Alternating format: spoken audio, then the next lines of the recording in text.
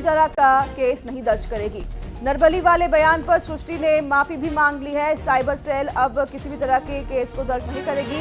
पहले असम के crime cell ने शिकायत ली थी और इस दौरान जो है कार्रवाई की बात कही जा रही थी। सृष्टि जो कि राजा रघुवंशी की बहन है, जो कि इंटरनेट पर काफी समय से अपनी बातों को लेकर चर्चाओं में बनी रही, और एक और उसने बयान दिया था जिसमें नरबली की बात कही थी। नरबली का बयान सृष्टि ने दिया था जिस पर केस भी दर्ज हुआ था। हालांकि अब एक राहत मिलती दिखाई दे रही। साइबर सेल किसी भी तरह की कार्रवाई नहीं करेगी, केस दर्ज नहीं करेगी।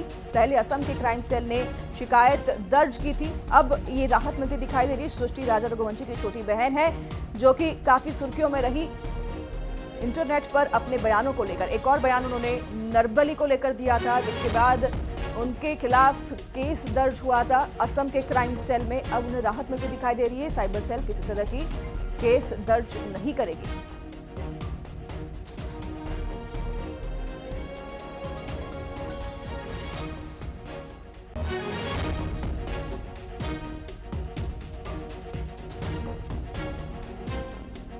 राजा रघुवंशी की बहन है सृष्टि, आपको बता दें इंटरनेट पर उन्होंने एक बयान दर्ज कराया था नरबली को लेकर, जिसके खिलाफ उन पर जो है शिकायत भी दर्ज हुई थी। हमारे साथ हमारे संवाददाता मिथिलेश गुप्ता जुड़ गए हैं।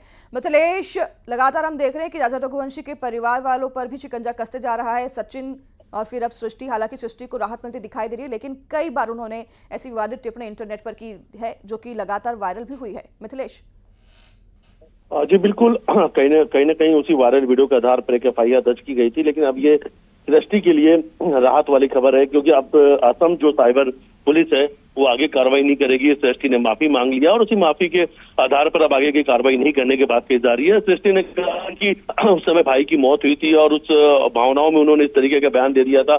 जो कुछ उन्होंने सुना था, जो कुछ बातें सामने आ रही थी, उसके आधार पर उन्होंने किया था। हालांकि उन्हें बाद में इस मामले को लेकर खेद प्रकट किया, दुख प्रकट किया। तो अब कहीं ना कहीं सब आगे की कार्रवाई नहीं की जा रही की बात कही जा रही है। तो सृष्टि के लिए ये बड़ी राहत है, क्योंकि कहीं ना कहीं सृष्टि पे एफआईआर को लेकर परिवार के लोग काफी चिंतित थे। दूसरी तरफ कहीं ना कहीं जो पूरा परिवार है राजा का, कहीं ना कहीं दूसरे जो मुश्किलें हैं उसमें ही पड़ता हुआ नजर आ रहा है, क्योंकि सचिन के खिलाफ जो उनके भाई हैं, एक लड़की सामने आई, कई सारे संगीन आरोप लगाए हैं, कई सारी रिपोर्ट भी वो लेकर सामने आई। हालांकि परिवार ने इस पूरे मामले में कहा है कि पुराना मामला है, कोर्ट में लंबित है और सभी चीज कोर्ट के अंदर विचाराधीन है, इस पर वो टिप्पणी नहीं करना चाहते।